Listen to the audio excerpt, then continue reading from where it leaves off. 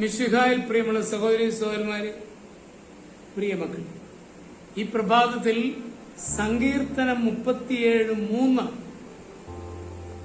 ധ്യാനിക്കും. Book of Psalms chapter 37 verse 3. ദൈവത്തിൽ വിശ്വാസം അർപ്പിച്ച് നന്മ ചെയ്യുക. ഒരിക്കൽ മൂർക്കോത്ത് കുമാരനും ചന്തുമേനോനും കൂടി വീടിന്റെ ഉമ്മറത്തിരുന്ന് സംസാരിക്കുകയായി. ആ സമയത്താണ് ഒരു നമ്പൂതിരി വന്നത്. ചന്തുമേനോനെ പുകഴ്ത്തി പറഞ്ഞാൽ കുറെ പണം കിട്ടുമെന്നോർത്ത് ആ ബ്രാഹ്മണൻ മുറ്റത്ത് നിന്ന് മുരടനക്കി. ചന്തുമേനോൻ ആളെ കണ്ടു. എന്തു വേണം? അദ്ദേഹം ഗൗരവത്തോടെ ചോദിച്ചു. ഞാൻ പ്രശസ്തനായ ഒരു ഭാഗവതരാണ്, നന്നായി ഫിഡിൽ വായിക്കും, ധാരാളം സ്ഥലങ്ങളിൽ പോയി ധാരാളം കീർത്തി മുദ്രകൾ കരസ്ഥമാക്കിയിട്ടുണ്ട്. അയാൾ പൊങ്ങച്ച സഞ്ചി തുറന്നു. ഭാഗവതരുടെ കയ്യിൽ നിന്ന് കയ്യിലിരിപ്പ് ബുദ്ധിമാനായ മേനോന് മനസ്സിലായി. അദ്ദേഹം വൃത്തിനെ വിളിച്ചു. ഓഹോ, കടന്നു വരും, ഇരിക്കും. ചന്തുമേനോൻ എഴുന്നേറ്റ് ഭവതിയോടെ അയാളെ ഇരുത്തി. കൃഷ്ണ, ചന്തുമേനോൻ സേവകനെ വിളിച്ചു. അയാൾ ഓടി വന്നു. നീ ചെന്നാ ഫിഡിലെടുത്തുകൊണ്ടുവാ. നിമിഷങ്ങൾക്കകം കൃഷ്ണൻ ഫിഡിലുമായി എത്തി. ചന്തുമേനോൻ ഫിഡിൽ വാങ്ങി നമ്പൂതിരിയെ നോക്കി. കള്ളച്ചിരിയോടെ ഫിഡിലിന്റെ 3-4 കമ്പികൾ അഴിച്ചു മാറ്റി. ഫിഡിൽ ഭാഗവതരുടെ കയ്യിൽ കൊടുത്തു. ഫിഡിൽ വായിക്കാൻ അറിയാമെന്നല്ലേ പറഞ്ഞത്? അതെ. അയാളുടെ സ്വരം പതറി. ഓ, എങ്കിൽ ഈ ഫിഡിലൊന്ന് പഴയതുപോലെ ആക്കി തരണം. രാവണൻ ഞെട്ടി. കയ്യിലിരുന്ന് ഫിഡിൽ വിറച്ചു. എന്നിട്ടും അറിയാമെന്ന് ഭാവിച്ച് അത് നന്നാക്കാൻ അയാൾ ശ്രമിച്ചു. ഹൃദയം പടപടാമിടിക്കുന്നു. മുന്നിലിരിക്കുന്നത് ഉഗ്രപ്രതാപിയായ ചന്തുമേനോൻ. ഏറെ സമയമായിട്ടും ഫിഡിൽ പഴയ രൂപത്തിലാക്കാൻ അയാൾക്ക് കഴിഞ്ഞില്ല.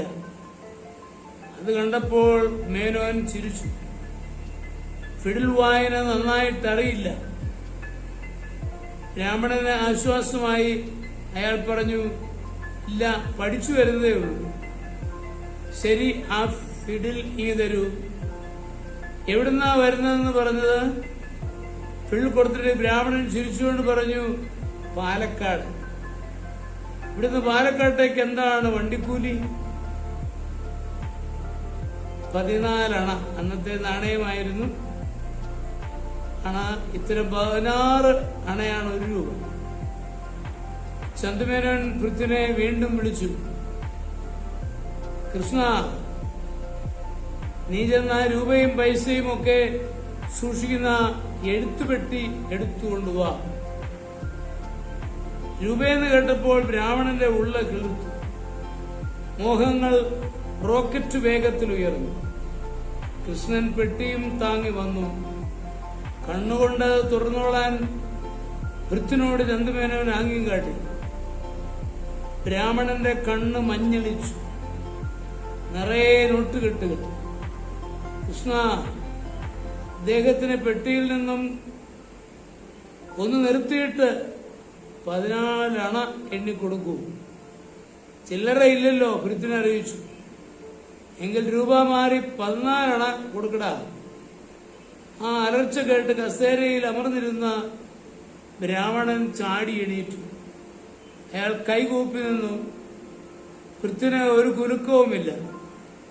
അയാൾക്കറിയാം, ഇതെല്ലാം മേനോന്റെ ഓരോ വേലത്തരങ്ങളാണ്. 1 രൂപ മാറി 14 അണ വാങ്ങാൻ പൃഥ്വിന്റെ പിന്നാലെ പോയ നമ്പൂതിരി പിന്നീട് ഒരിക്കലും പൊങ്ങച്ചം ആരോടും പറഞ്ഞിട്ടുണ്ടാകും. താൻ ജ്ഞാനിയാണെന്നുള്ള മൂഢന്റെ മിഥ്യാവിശ്വാസം പഠിപ്പുള്ളവരോട് ഇടപഴകുന്ന സമയത്ത് താനെ ഇല്ലാതാവും. നമ്മുടെ കർത്താവ് യേശുമിശിഹായുടെ കൃപയും പിതാവായ ദൈവത്തിന്റെ സ്നേഹവും പരിശുദ്ധാത്മാവിന്റെ സഹവാസവും പരിശുദ്ധ അമ്മയുടെ മധ്യസ്ഥതയും നിങ്ങളെല്ലാവരോടും കൂടി ധാരാളമായിട്ടുണ്ടായി എപ്പോഴും എപ്പോഴും എന്നേക്കും ആമേൻ.